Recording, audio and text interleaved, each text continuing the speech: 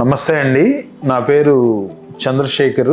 విధాత hospital Vijayawada general surgery మరియు surgical gastroenterology విభాగాలు ఈ హాస్పిటల్లో చూస్తుంటాను. సో నెక్స్ట్ ఆప్షన్స్ మనకి సర్జికల్ ఆప్షన్స్. అది ఒకటి, మనం పాత రోజుల్లో యానల్ డైలటేషన్ అని చేసేవాళ్ళు. అంటే స్పింక్టర్ మజిల్ను టేర్ చేసిన దానివల్ల అది రిలాక్స్ అయ్యి తగ్గుతుందని. But nowadays almost all it is abandon. Reason వచ్చి ఒకటే, స్పింక్టర్ టేర్ అయిపోయి పగిలిపోయి యానల్ ఇన్కాంటినెన్స్ అంటే తెలియకుండా మోషన్ వచ్చే అవకాశాలు ఉన్నాయి. అందువల్ల it is almost all band అని చెప్పాలి, చేయకూడదు ఆ ప్రొసీజరు. ఇప్పుడుండే వాటిల్లో బెస్ట్ ఆప్షన్స్ మనకి laser treatment one of the best option for ఈ యానల్ ఫిషర్కి.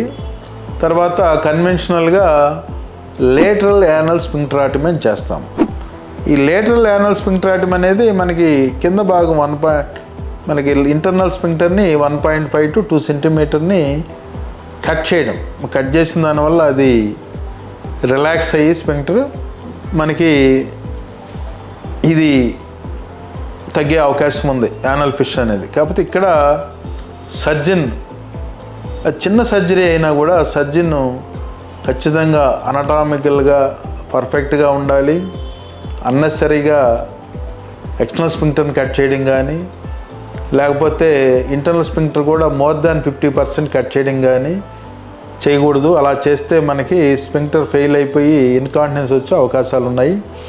అదేవిధంగా ఓల్డ్ ఏజ్లో కానీ మల్టీ పారాలో కానీ చేసేటప్పుడు మనం గుర్తుపెట్టుకోవాల్సిన అంశం ఏంటంటే, వీళ్ళకి ఆల్రెడీ స్పింక్టర్ కొంత డ్యామేజ్ అయి ఉండే అవకాశం ఉంది. ఏజ్ రిలేటెడ్గా అయితేమి, ప్రీవియస్ సర్జరీస్ ఎస్పెషలీ లేడీస్లో ఆఫ్టర్ ఎపిసియాటమీ లేకపోతే డెలివరీస్ తర్వాత, లేదంటే మల్టీ పారాలో కొంత స్పింక్టర్ డ్యామేజ్ అయి ఉండే అవకాశం ఉంది.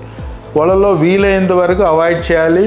ఒకవేళ కంపల్సరీగా చేయాల్సి వస్తే పార్షియల్ లేటరల్ యానల్ స్పింక్టరాటమీ చేయాలి.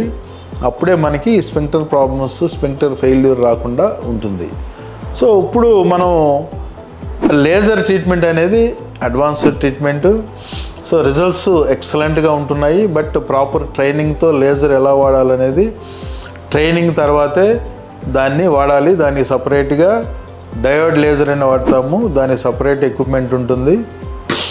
మనకి ఈ ఎక్విప్మెంట్ కాస్ట్ అరౌండ్ 7-8 lakhs ఉంటుంది. సో మనకి రిజల్ట్స్ అయితే ఎక్సలెంట్గా ఉంటాయి. Painless procedure. So same day ఇంటికి వెళ్ళిపోవచ్చు. అఫ్కోర్స్ కన్వెన్షనల్ మెథడ్లో కూడా సేమ్ డే వెళ్ళొచ్చు. కాకపోతే పోస్ట్ ఆపరేటివ్గా పెయిన్ ఉండదు. కంఫర్టబిలిటీ అనేది చాలా ఎక్కువ ఉంటుంది. సో మనం రెగ్యులర్ వర్క్ చేసుకునే దానికి ఏ విధమైన ఇబ్బంది ఉండదన్నమాట. సో బెస్ట్ ప్రొసీజర్ అది ఇప్పుడు నవేడేస్. సో ఇది మనం స్పింక్టర్ యానల్ ఫిషర్ గురించి కంప్లీట్గా చెప్పుకోవడం జరిగింది.